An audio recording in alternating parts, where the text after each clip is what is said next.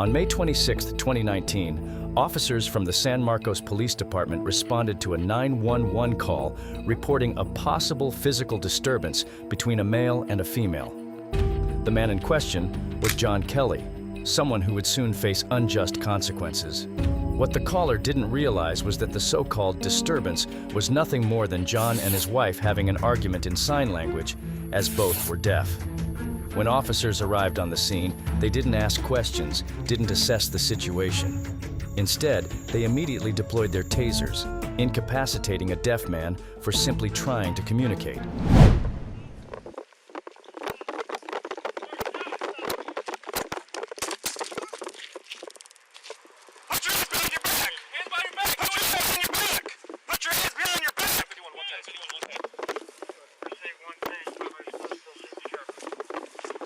Put your hands behind your back.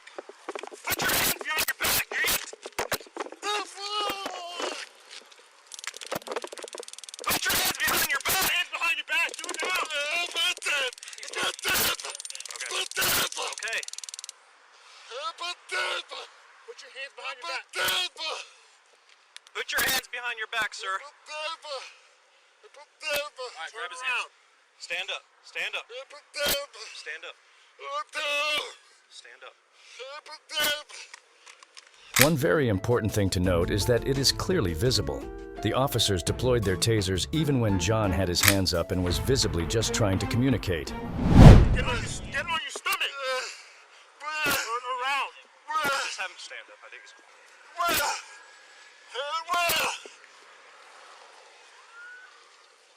I think he's gonna fall. Let's just get him up. Come here. Come here. Hey. He's not being compliant. Look at me. Hey. Look at me. Sit.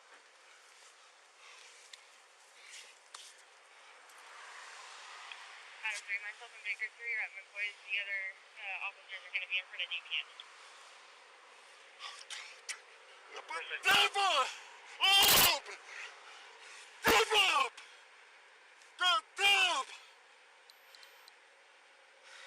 Frank 5M, we have EMS sitting your way. Look at him!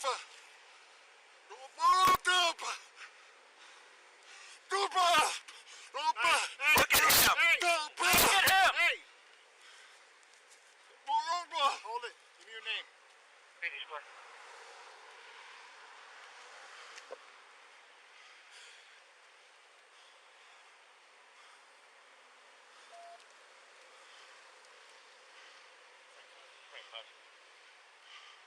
Go ahead.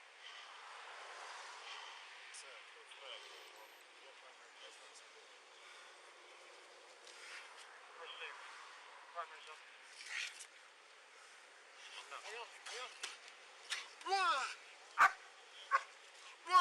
Look at him. Look at him. After realizing the gravity of the situation, the officers called for paramedics to treat John Kelly and remove multiple taser probes from his torso. He was eventually released from the scene without any criminal charges. But the question remains, would they have treated him differently if he wasn't deaf? What followed only made things worse. Kelly was later hospitalized due to the trauma he sustained, both physically and emotionally, at the hands of 3 officers who failed to treat him with basic human decency.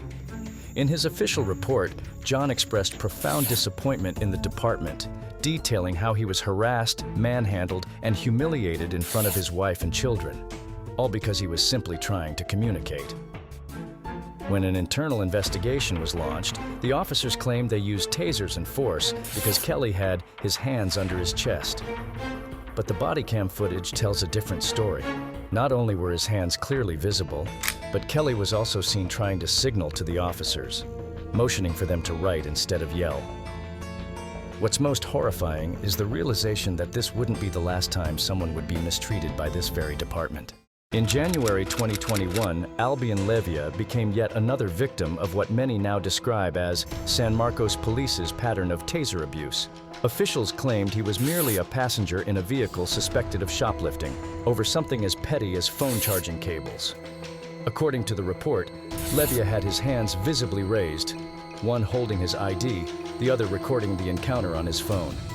And yet, body cam footage shows 2 officers deploying their tasers on him without hesitation. Gun me now! Gun me now! But what makes this story even more disturbing is who one of those officers was: Sergeant Brian Hartman. Just 6 weeks prior, Hartman was involved in a deadly crash in Lockhart, one that took the life of an innocent woman. He had been speeding, and investigators found an open can of beer in his car. Despite this, Hartman walked away with no arrest, no charges, not even a public reprimand. Body cam from the scene even captured him smiling, hardly the reaction you'd expect after a fatal crash. Recent reports indicate that the officers involved in both incidents have either been quietly relieved of duty or resigned. Levia ultimately received a $125,000 settlement in exchange for dropping his case. Meanwhile, there's no word on any legal resolution in the case of John Kelly. Kelly later appeared on KSAT News, expressing deep disappointment with how he was treated. Shame on that police department for taking that type of action. It was wrong. Footage also reveals officers falsely claiming he was reaching under his body when his hands were clearly placed on his forehead. Every time we were trying to cuff him, he was tucking his hands up underneath his chest. In perhaps the most alarming part of the investigation, one officer reportedly stated that the use of a taser would be justified even on the elderly, the frail, or a pregnant woman. So the real question remains, is this what public safety looks like? Or is it something far more terrifying?